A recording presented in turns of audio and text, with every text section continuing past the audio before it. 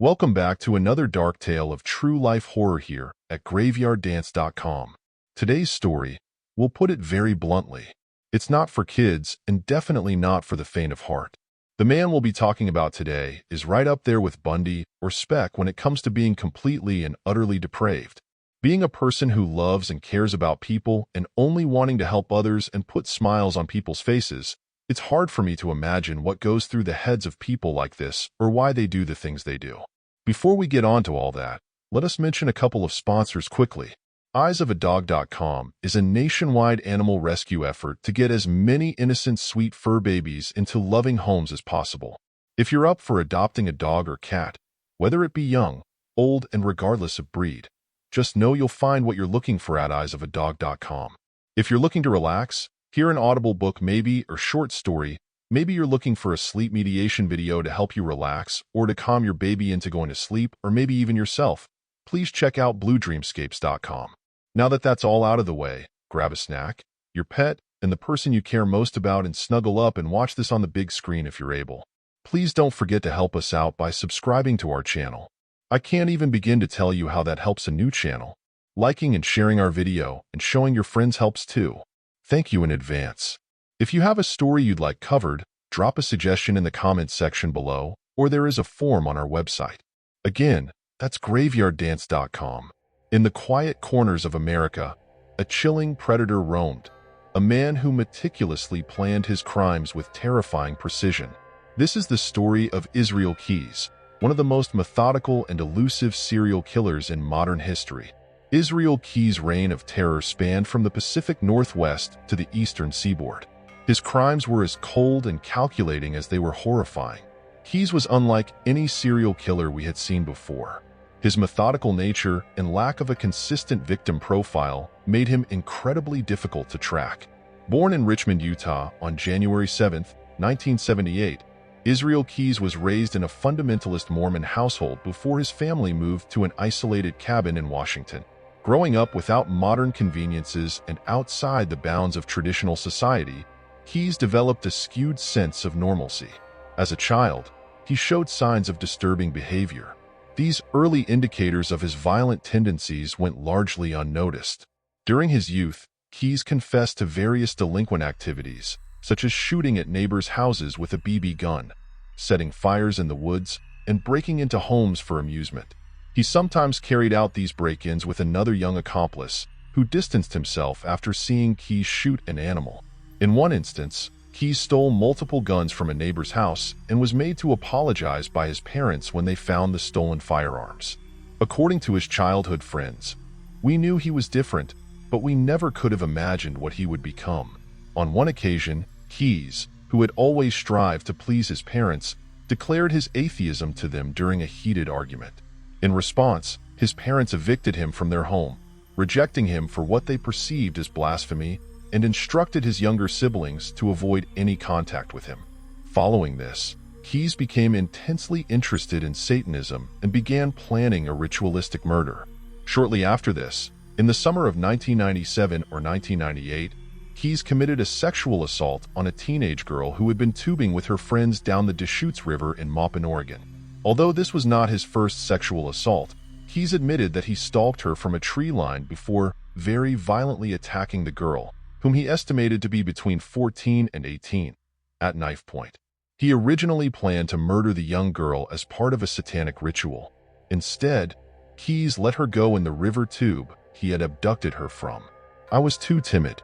I wasn't violent enough," he told investigators. "I made up my mind I was never going to let that happen again." On July 9, 1998, Keyes relocated to New York and enlisted in the United States Army, serving as a specialist in Alpha Company, 1st Battalion, 5th Infantry Regiment. He successfully completed a challenging month-long preliminary course for United States Army Rangers training. Stationed at Fort Lewis and Fort Hood, he also spent time abroad. While in Sinai, Egypt, Keyes befriended several soldiers and told one that he would like to kill him. At Fort Lewis, Keyes served on a mortar team in the 1st Battalion, 5th Infantry, 25th Infantry Division. Former Army colleagues described him as quiet and reserved. On weekends, he was known to drink heavily, often finishing entire bottles of wild turkey bourbon Keyes was a fan of the hip-hop duo Insane Clown Posse and had posters of the group displayed in his barracks. His military service allowed him to hone his skills in strategy and discipline, skills he would later use to devastating effect. After leaving the Army, Keyes moved to Alaska, where he lived a seemingly ordinary life as a small business owner when he started his own business called Keyes Construction.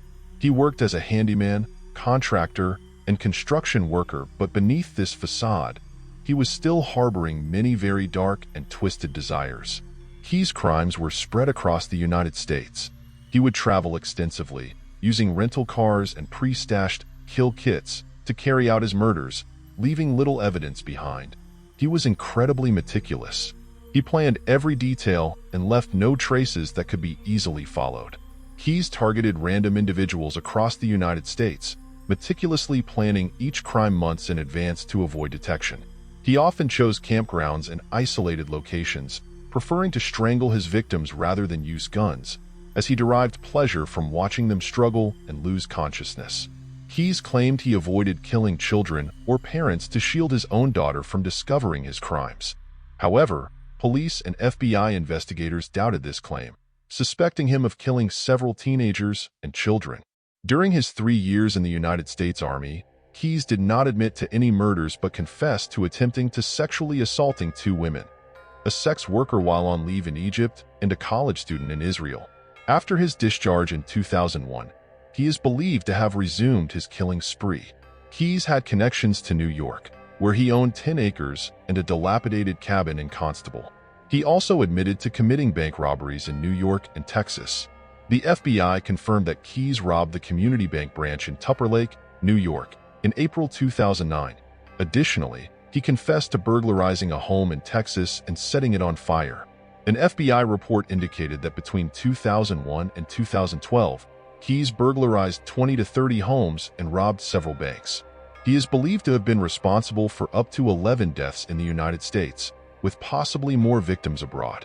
Unlike most serial killers, Keyes had no specific victim profile, choosing his victims at random and taking extraordinary measures to avoid detection.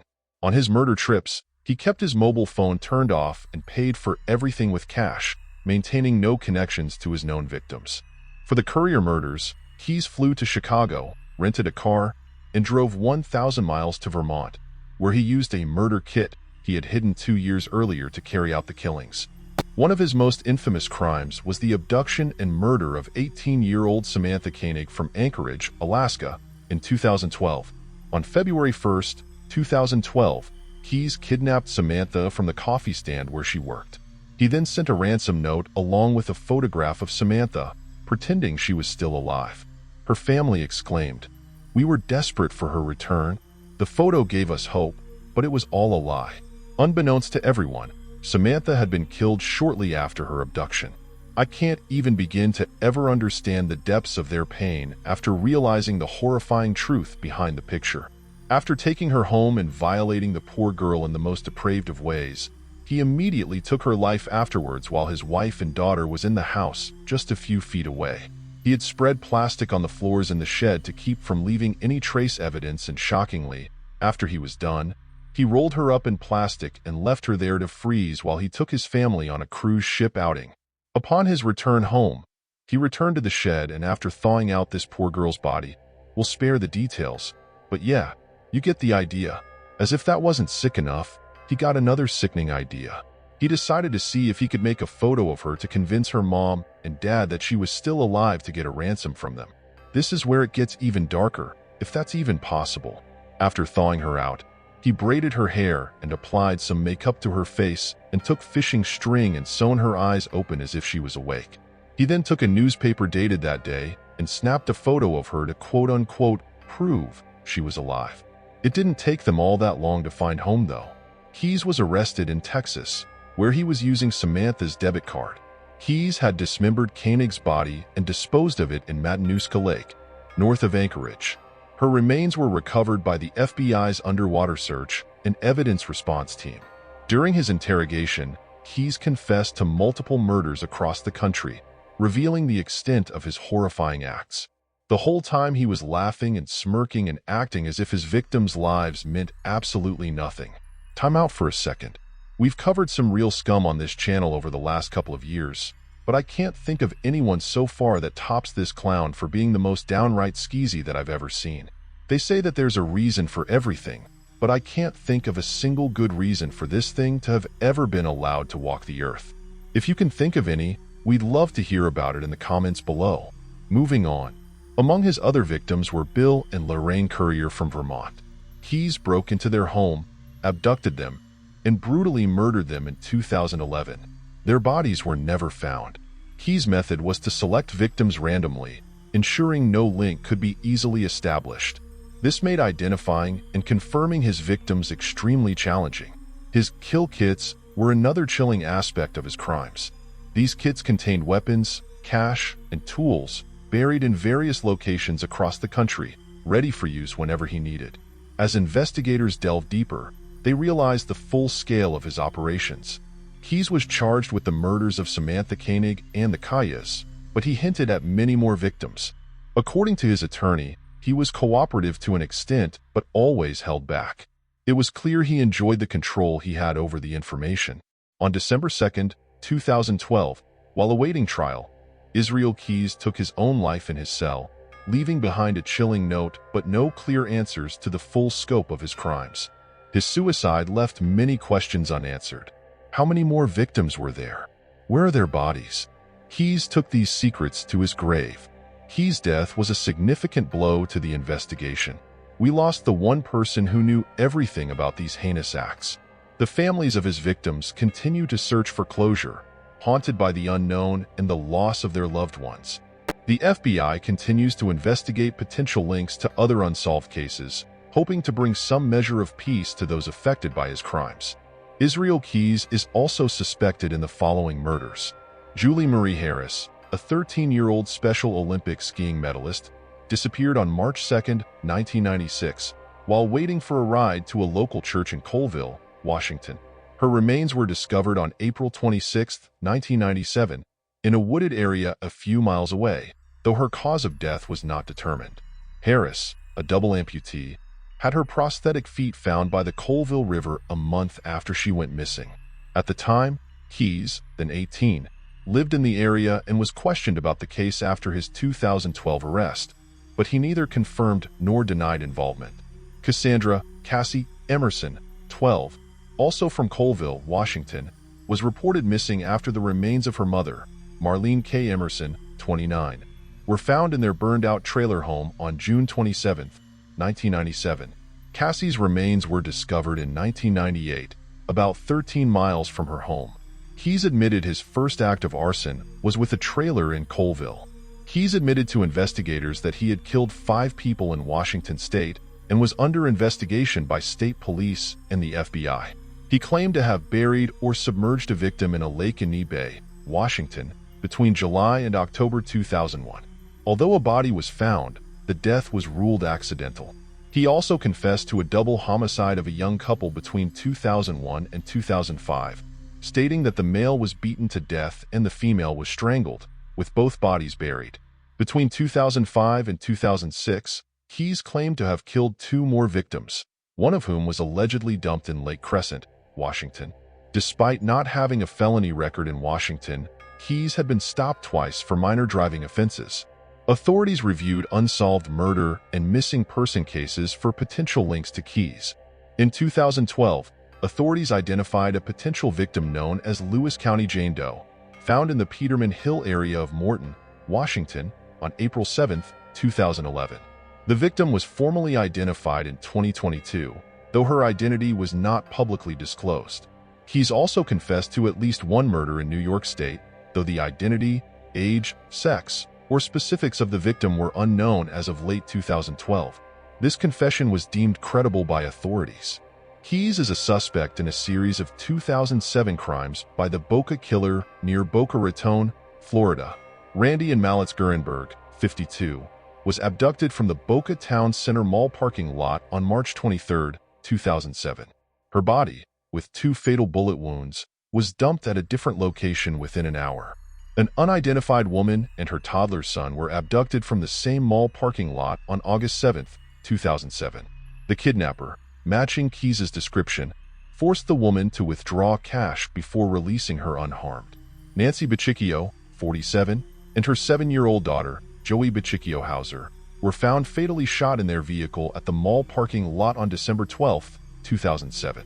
Authorities believe Keyes may have killed 48-year-old Deborah Feldman, a prostitute with alleged substance abuse issues, after discovering frequent searches for her missing person case on his computer. Feldman was last seen at her apartment in Hackensack, New Jersey, on April 8, 2009, and her body has never been recovered. When shown Feldman's image, Keyes hesitated and said, "I don't want to talk about her yet." It is suspected that he buried her near Tupper Lake, New York. Keyes is also a suspect in the murder of 58-year-old James "Jimmy" Lamar Tidwell Jr., an electrician who disappeared in Mount Enterprise, Texas, on February 15, 2012. During a bank robbery in Azle, Texas, on February 16, 2012, the culprit, believed to be Keyes, wore a white hard hat similar to Tidwell's. Keyes later stated that the wig he wore during the robbery was actually human hair. When asked where he obtained it, Keyes cryptically replied, "You don't have to buy real hair to get real hair." In all, it's hard to even begin to imagine the number of people that this twisted individual robbed of their lives. A search of Keyes' residence uncovered dozens of books about murders, both fiction and nonfiction. In his youth, he closely studied Mindhunter, inside the FBI's elite serial crime unit by FBI profiler John E. Douglas, and meticulously examined other serial killers. Keyes idolized Ted Bundy, believing they shared many similarities. Both were methodical and felt a sense of possession over their victims, despite differing in victim choice and modus operandi.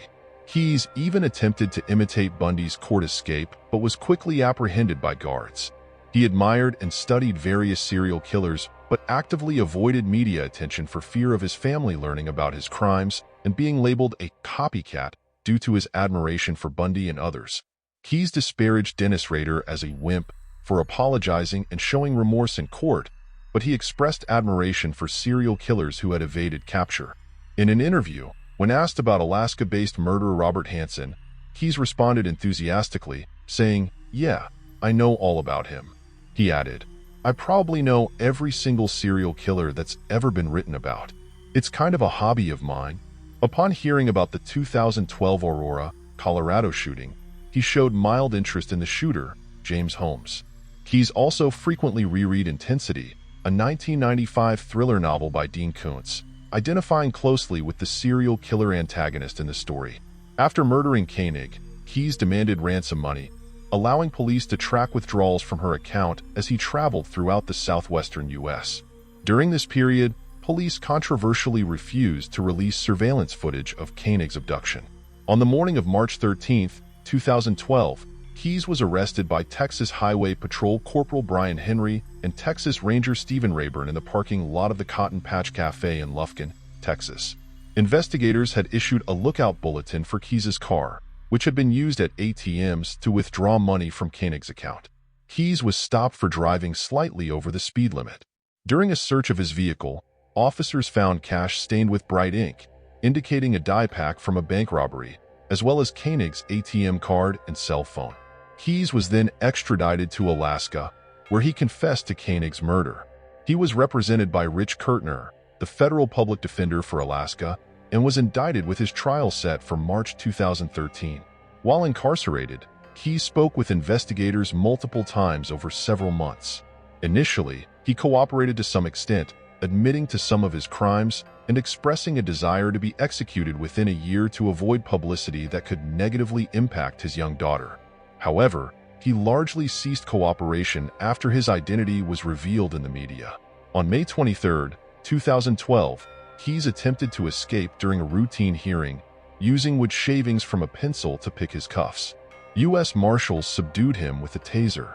While being held at the Anchorage Correctional Complex on suspicion of murder, Keyes managed to conceal a razor blade in his cell despite being under security restrictions that required him to use an electric razor under supervision. On December 2, 2012, he died by suicide, cutting his wrists and attempting strangulation. A suicide note found under his body was an ode to murder, but provided no clues about other potential victims. In 2020, The FBI released drawings of 11 skulls and 1 pentagram, found drawn in blood under Keyes' jail cell bed after his suicide. One drawing included the phrase, "We are one," at the bottom. The FBI believes the number of skulls corresponds to the total number of his victims. Israel Keyes remains a stark reminder of the darkness that can lurk behind a facade of normalcy. His meticulous planning and random selection of victims make him one of the most terrifying serial killers of our time. Keyes' case forces us to confront the reality that there are people capable of unimaginable evil, hidden in plain sight. It's a chilling thought, but one we must acknowledge to understand and prevent such crimes in the future. As the sun sets on this story, we are left with more questions than answers. Israel Keyes' legacy is one of horror and mystery, a dark chapter in the annals of true crime. Thank you for joining us as we delved into the sinister world of Israel Keyes. All of us at Graveyard Dance wishes nothing but pain and misery to this blatant waste of space called Israel Keyes.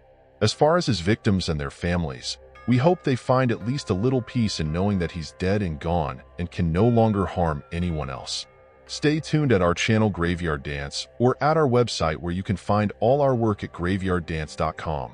For more true crime stories that remind us to stay vigilant and seek justice for the victims. If you have any information about potential victims of Israel Keyes, please contact your local FBI office. Every detail, no matter how small, could bring closure to grieving families. See you again next week. Thanks for watching.